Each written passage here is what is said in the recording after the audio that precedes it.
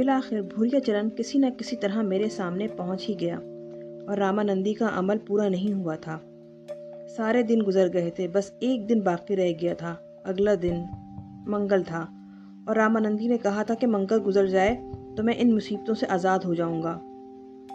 میں نہیں جانتا تھا کہ رامانندی کیا کرنے والا تھا، لیکن ان دنوں تو تنکے کا سہارا بھی میرے لیے بڑی حیثیت رکھتا تھا۔ بھوریا چرن نے ایک بار پھر سیٹی بجائی اور عورت سے بولا، چل اتار دے مجھے اپنی گود سے۔ عورت نے اسے اس طرح جھٹک کر پھینک دیا جیسے کسی بہت بڑی مصیبت سے چھٹکارا ملا ہو۔ بھوریا چرن زمین پر گر کر گھٹنوں اور ہاتھوں کے بل اس طرح کھڑا ہو گیا جیسے چھوٹے بچے جو اپنے پیروں سے چلنا نہیں جانتے کھڑے ہو جاتے ہیں، لیکن اس کا بھیانک چہرہ مسلسل مجھے مسکراتی نظروں سے دیکھ رہا تھا۔ پھر اس نے کہا، کہو میاں جی کیسے ہو؟ ارے ہم سے بچ کر سنسار کے کون سے کونے کھدرے میں بھاگو گے؟ جہاں جاؤ گے ہمیں پاؤ گے۔ تم نے تو نہ بلایا ہمیں، مگر دیکھو ہم تمہاری کتنی خبر رکھتے ہیں۔ دفعتاً ہی میرے وجود میں چنگاریاں سے بھر گئیں۔ دہشت تو پہلے ہی دل و دماغ میں منجمد تھی، ہاتھ پاؤں البتہ چند لمحات کے لیے ساکت ہو گئے تھے، لیکن اچانک ہی مجھے ہوش آ گیا اور دوسرے لمحے میں نے ایک لمبی چھلانگ لگائی اور اس طرح دوڑنے لگا کہ شاید کوئی گھوڑا بھی اس وقت میرا مقابلہ نہیں کر سکتا تھا۔ میں نے پلٹ کر بھی نہیں دیکھا تھا، لیکن میرے کان عجب سی سرسراہٹیں سن رہے تھے اور مجھے اندازہ ہو رہا تھا کہ بھوریا چرن اس طرح گھٹنوں اور ہاتھوں کے بل دوڑتا ہوا میرے پیچھے چلا آ رہا ہے۔ حالانکہ میں اپنی اس رفتار کو ناقابل یقین کہہ سکتا ہوں، لیکن پھر چند ہی لمحات گزرے کہ بھوریا چرن ننھے سے بچے کی شکل میں دوڑتا ہوا مجھ سے آگے نکل گیا۔ کچھ دور جانے کے بعد اس نے دونوں ہاتھ پاؤں زمین پہ پھیلائے اور میں نے دیکھا کہ اس کے سارے بدن میں پاؤں ہی نکل آئے۔ وہ مکڑی کی شکل اختیار کرتا جا رہا تھا۔ ان پیروں پر لمبے لمبے بال اگائے تھے، بس اوپری بدن بھوریا چرن کا تھا اور اس مکڑی کا سائز بلا شبہ کوئی 2.5 فٹ کے دائرے میں تھا۔ بھوریا چرن کی خونخوار آنکھیں اب بھی مجھے دیکھ رہی تھیں۔ میں نے رخ تبدیل کیا، وہ پھر میرے ساتھ دوڑنے لگا، لیکن اب وہ اپنے سارے ہاتھ پیروں سے دوڑ رہا تھا۔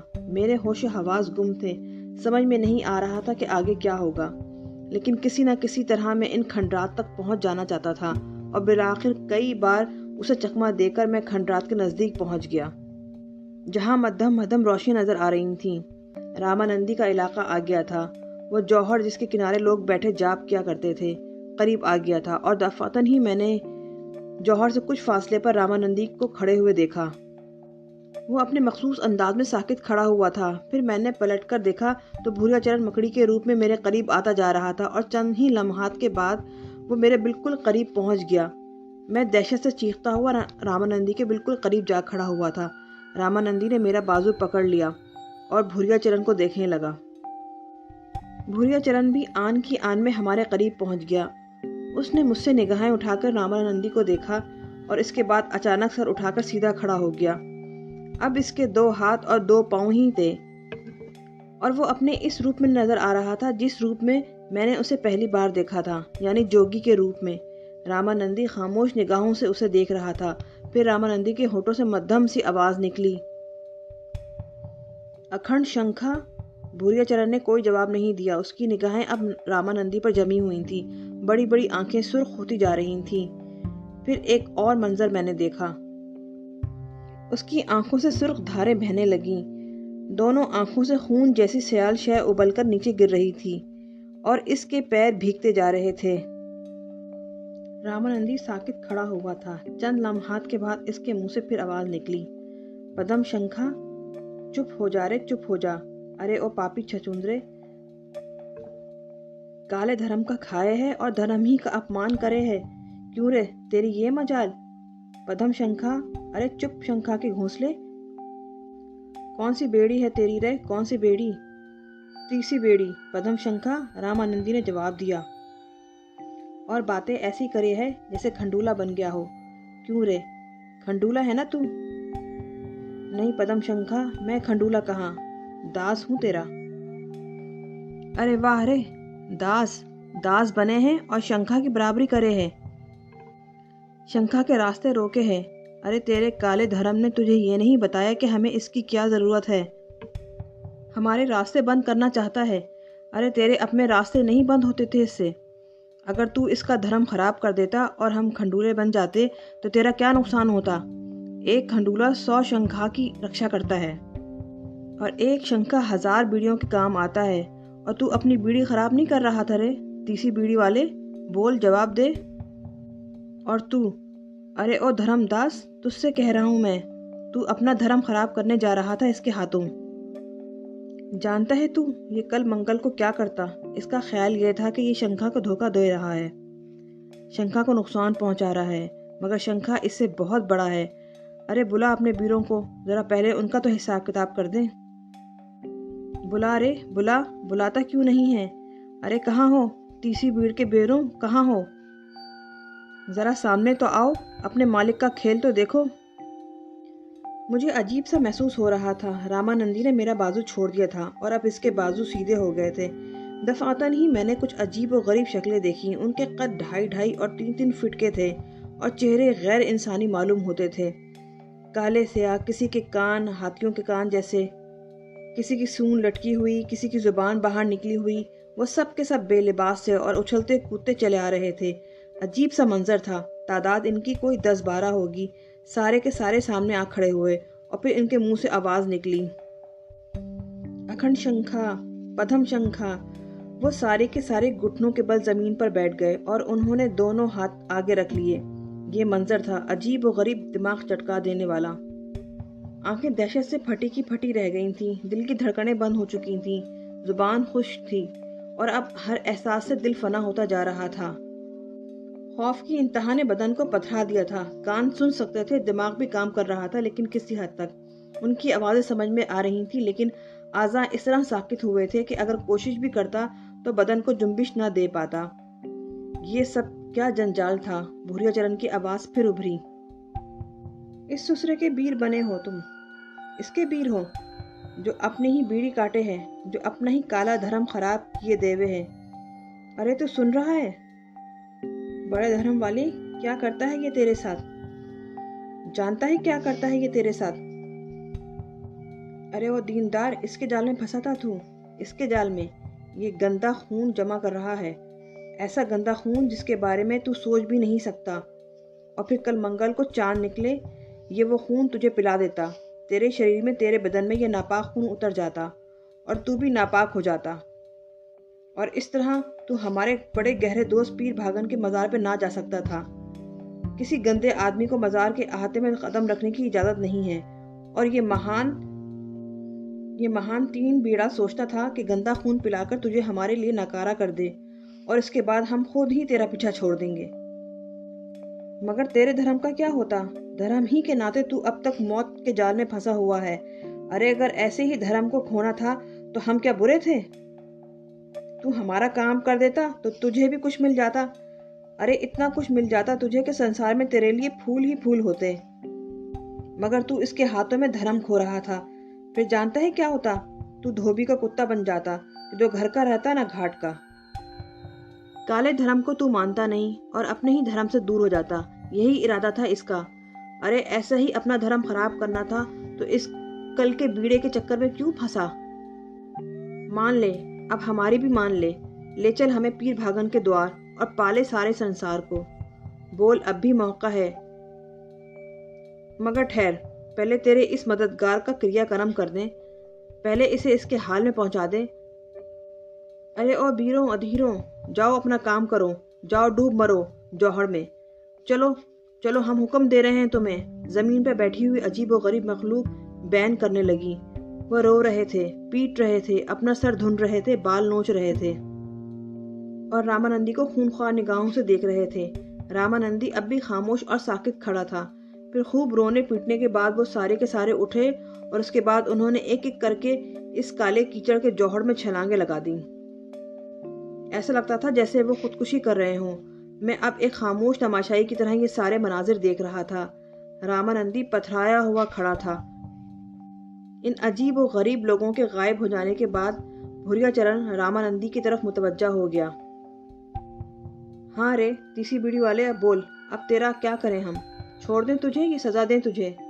बोल, क्या था तेरे पास इसे देने के लिए कि फिर ये हमारे काम का ना रहे? यही मंसूबा था ना तेरा? हाँ पद्म शंखा, रामानंदी ने जवाब दिया। पद्म शंखा, मेरे बचपन के दोस्त ने मुझसे ये कहा था। ارے بچپن کا دوست تجھ سے یہ کہتا کہ اپنا دھرم چھوڑ کر مسلمان ہو جا تو کیا تو ہو جاتا؟ کیوں؟ ہاں بھوریا چرن، اگر وہ سچ مچ مجھ سے یہ بات بھی کہتا تو میں اس کی یہ بات بھی مان لیتا۔ یہی سننا تھا تیرے منہ سے ہمیں، یہی سننا تھا۔ ارے کالے دھرم کو بدنام کرنے والے، تیرا اس سنسار میں رہنا اچھا نہیں ہے، پتہ نہیں کب بہک جائے، کب بھٹک جائے۔ ٹھہر، ہم تیرا بندوبست کیے دیتے ہیں۔ یہ کہہ کر بھوریا چرن نے اپنے مختصر سے لباس میں ہاتھ ڈالا اور شاید چمڑے کی بنی ہوئی ایک گول سی بوتل نکال لی۔ رامانندی کے بدن پر کپکپاہٹ طاری ہو گئی۔ بھوریا چرن نے انگلی سے اس طرح جھٹکا دیا جیسے کسی چیز کے چھینٹے دیے جاتے ہیں، اور پھر میں نے پورے ہوش و حواس کے عالم میں دیکھا کہ رامانندی کے پیروں میں لوہے کی ایک زنجیر جکڑ گئی ہے۔ بھوریا چرن نے دوبارہ انگلی اسی طرح جھٹکی اور رامانندی کے دونوں ہاتھ بھی پیچھے جا بندھے۔ رامانندی چیخنے لگا، چھوڑ دے بھوریا چرن، چھوڑ دے، پدم شنکھا چھوڑ دے، مجھے क्षमा کر دے، معافی چاہتا ہوں، معافی چاہتا ہوں تجھ سے، آئندہ ایسا کبھی نہیں کروں گا۔ ارے دال روٹی کھانے دے مجھے بھی پدم شنکھا، تیرا کچھ نہیں لوں گا میں، بھول ہو گئی مجھ سے، بھول ہو گئی۔ بھول ہو گئی تو بھوکت بابلے، یہ سسرا تو چٹپٹ ہو جاتا ہمارے ہاتھوں اگر ہمارے کام کا نہ ہوتا۔ ارے اس کی اوقات کیا ہے ہمارے سامنے؟ کیا ہے یہ؟ بڑا میاں جی کا پلہ بنا پھرتا ہے۔ ارے کیا ہے یہ؟ 2 منٹ میں ٹھیک کر دیتے اسے، مگر جب ہم نے اسے اپنے کام کے لیے ٹھیک کر لیا تو پھر ٹھیک کر لیا۔ ہمیں یہی حکم ہوا تھا کھنڈولوں کی طرف سے، سمجھا؟ کھنڈولا بننے کے لیے یہی ہمارے کام آ سکتا ہے، اور سب کچھ بتا دیا تو نے اسے۔ بتا دے، ہمارا کیا بگاڑ لے گا؟ سسرا دیکھ لیں گے۔ ہمارے سامنے کب تک سینہ پھلائے پھلائے پھرتا ہے؟ چل تو آجا، اپنے جون میں آجا، اپنی جگہ۔ معاف کر دے بھوریا، معاف کر دے۔ رامانندی بری طرح تڑپنے لگا، لیکن وہ اپنی جگہ سے ہل نہیں پا رہا تھا، پاؤں نہیں ہٹا سکتا تھا وہ اپنی جگہ سے۔ اس کے دونوں پاؤں جکڑے ہوئے تھے اور شاید وہ زمین پر بیٹھ بھی نہیں سکتا تھا۔ بھوریا چرن نے اسے دیکھا، کچھ منہ ہی منہ میں بدبدایا اور پھر رامانندی کی طرف پھونک مار دی۔ رامانندی کے بدن کی کیفیت سے ایسا ہی اظہار ہوا تھا جیسے اچانک ہی وہ شعلوں میں گر گیا ہو۔ اس نے بے اختیار چیخنا شروع کر دیا، ایسی بھیانک چیخیں تھیں کہ کانوں کے پردے پھٹے جا رہے تھے۔ رامانندی دہشت سے چیخ رہا تھا اور اس کا بدن عجیب سے انداز میں رنگ بدلتا جا رہا تھا۔ پہلے یہ رنگ پیلا ہوا، پھر نارنجی، اس کے بعد سفید ہو گیا۔ بالکل یوں لگا جیسے رامانندی جل کر راکھ ہو گیا ہو۔ سفید سفید راکھ۔ اب اس کی آواز بھی بند ہو گئی تھی۔ پھر دفعتاً ہی اس کے بدن سے سفید سا دھواں خارج ہونے لگا اور بھوریا چرن نے شیشے کا ڈھکن کھول دیا۔ دھوئیں نے بھلک کھایا اور پتی لکیر کی شکل میں شیشے کے اندر داخل ہونے لگا۔ میرے ہوش و حواس گم تھے، آنکھیں یہ منظر دیکھ رہی تھیں اور میرے وجود میں کوئی جنبش نہیں تھی۔ یہ سب کچھ ایک انوکھے خواب کے مانند تھا۔ سارا دھواں سمٹ کر شیشے میں بھر گیا تو بھوریا چرن نے شیشے میں ڈانٹ لگا دی اور اس کے بعد پوری قوت سے شیشی جوہر میں اچھال دی۔ کوئی آواز نہیں ہوئی تھی۔ وہ جو جوہر کے کنارے بیٹھے جاپ کر رہے تھے نہ جانے کب اٹھ کر بھاگ گئے تھے۔ غالباً ان خوفناک چہروں اور خوفناک آوازوں نے انہیں ان کے جاپ سے چونکا دیا تھا اور وہ سب کچھ چھوڑ چھاڑ کے بھاگ نکلے تھے۔ کوئی بھی یہاں نہیں تھا سوائے بھوریا چرن کے، جو میرے سامنے کھڑا مسکراتی نظروں سے مجھے دیکھ رہا تھا۔ دیکھ لیا اپنے مددگار کا انجام؟ اب بول، تو کیا چاہتا ہے؟ ہاں بول، اب کیا کہے گا تو؟ میں نے کچھ کہنے کے لیے ہونٹ ہلائے لیکن آواز حلق سے باہر نہیں آ سکی تھی۔ میں پھٹی پھٹی نگاہوں سے بھوریا چرن کو دیکھتا رہا۔ رامانندی کا یہ انجام میرے لیے بڑا ہی دردناک تھا۔